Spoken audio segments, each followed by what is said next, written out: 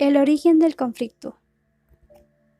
Pero, ¿qué ominoso camino había recorrido Europa hasta llegar a ese punto de no retorno? ¿Cómo era posible que la generación que había padecido en primera línea la tragedia de la Primera Guerra Mundial volviera a repetir los mismos errores que cometieron los que condujeron a sus naciones a aquella catástrofe? Hay que tener presente que la mayoría de protagonistas de la Segunda Guerra Mundial, Hitler, Churchill, Rommel, Churchill, de Gaulle, Patton o Truman, entre muchos otros, habían combatido en las trincheras durante la contienda de 1914 a 1918 y conocían perfectamente el desastre al que se enfrentaba el continente europeo en caso de que estallase otra conflagración. Pero aún así, las principales potencias acabaron enfrentadas en una lucha encarnizada que dejaría atrás algunos de los límites que extendieron en el anterior conflicto, como fue el ataque indiscriminado a las poblaciones civiles, quedando rebasado ampliamente durante la Segunda Guerra Mundial.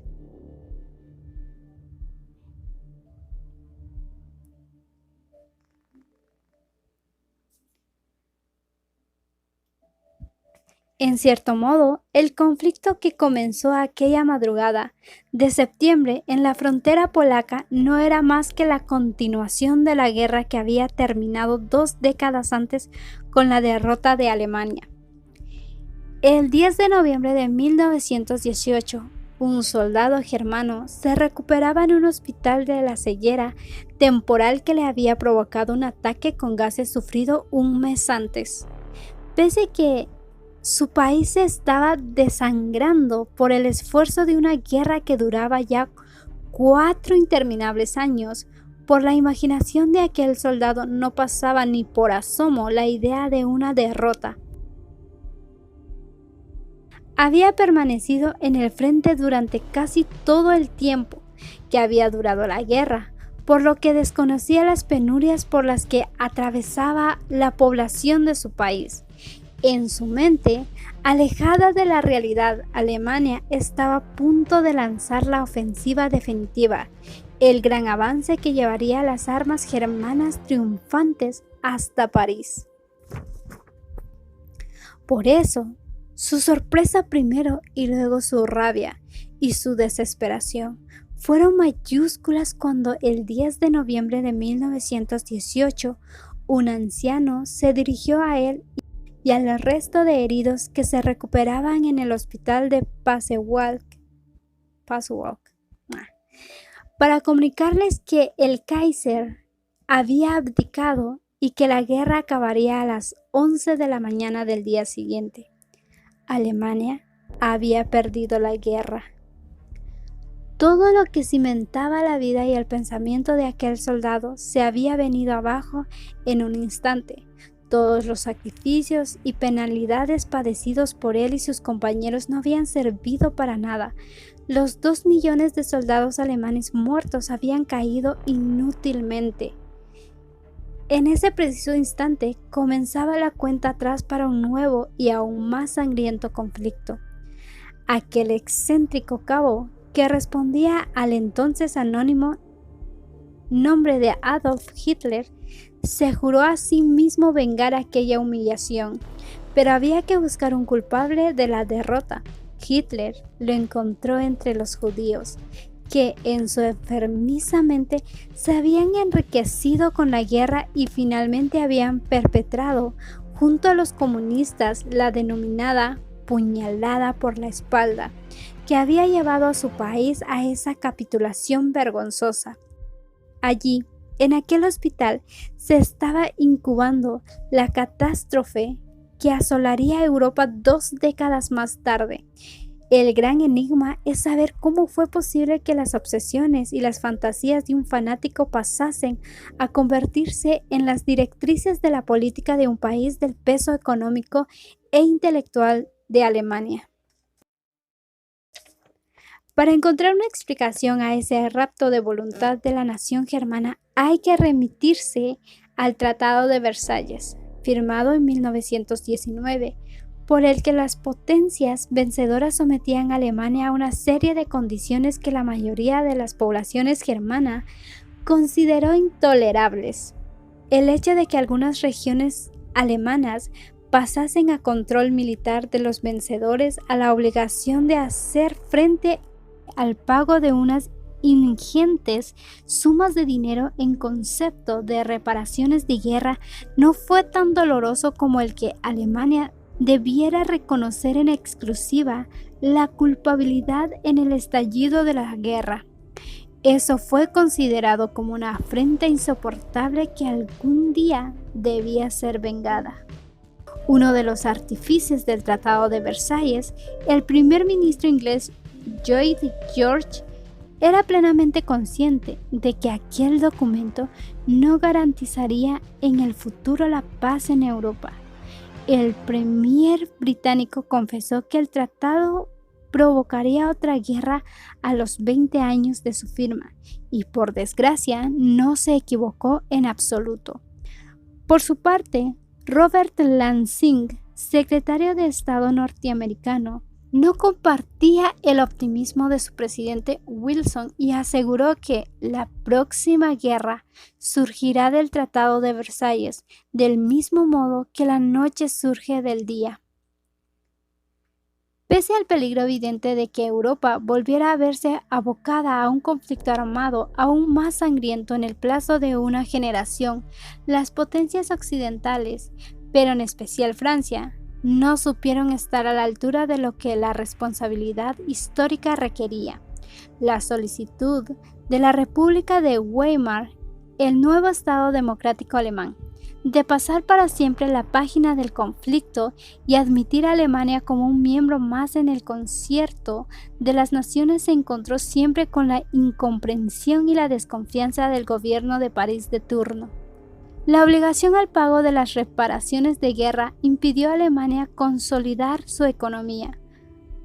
Paro, disturbios, inestabilidad política fueron el caldo de cultivo en el que la desengañada población germana giró su vista hacia los que le proponían soluciones radicales para poner así fin a ese estado de postración permanente.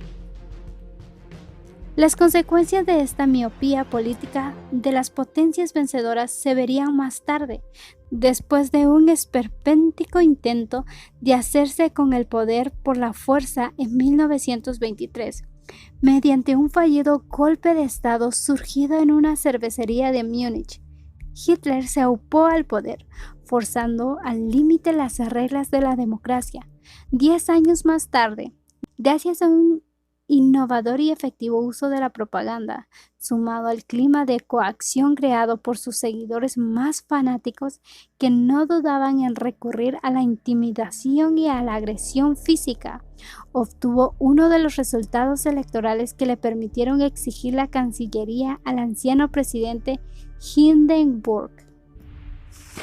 Perdón si no pronuncio bien los nombres en alemán, es que nunca los había escuchado, la verdad.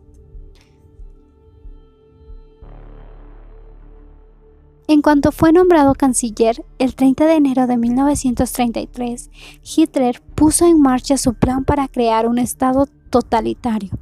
De nada sirvieron las advertencias del general Erich Ludendorff, que conocía muy bien a Hitler.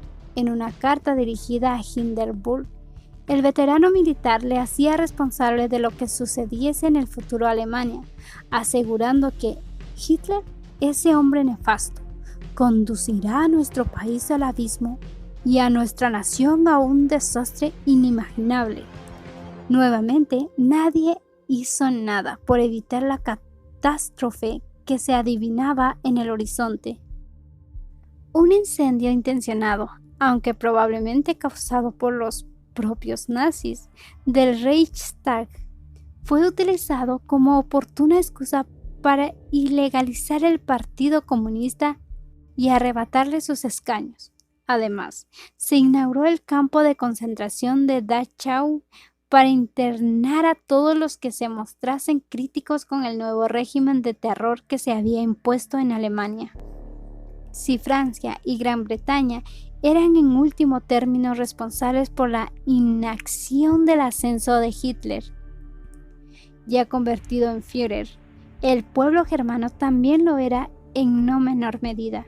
La mayoría de los alemanes asistió con indiferencia a la persecución a la que fue inmediato fueron sometidos los ciudadanos de origen judío, médicos, profesores o funcionarios que hasta ese momento habían ejercido su profesión con normalidad. Se encontraban de repente con la imposibilidad de seguir trabajando. Lo mismo les ocurría a los comerciantes hebreos, obligados a cerrar sus tiendas ante la mirada esquiva del resto de alemanes, que no reaccionaron ante los abusos del régimen nazi, pensando que la locura a la que asistían no les acabaría afectando a ellos. Estaban muy equivocados. Las intenciones de Hitler quedaron claras ya en octubre de 1933, cuando Alemania se retiró de la Sociedad de Naciones. Su primer desafío a la comunidad internacional fue instaurar el servicio militar obligatorio en marzo de 1935, violando el Tratado de Versalles y admitiendo la existencia de la Luftwaffe. Ese mismo año se dictaron los decretos antisemitas de Nuremberg, por lo que prácticamente se decretaba la muerte civil de los judíos como primer paso hacia su futura eliminación física. Tras recuperar la región del Sarre mediante un plebiscito, Hitler convocó también un referéndum, logrando un 99% de los votos. Pese a todos los indicios, ni Gran Bretaña ni Francia consideraban aún al Tercer Reich como una amenaza para la paz. Hitler inició un rearme generalizado, saltándose las limitaciones impuestas por el Tratado de Versalles.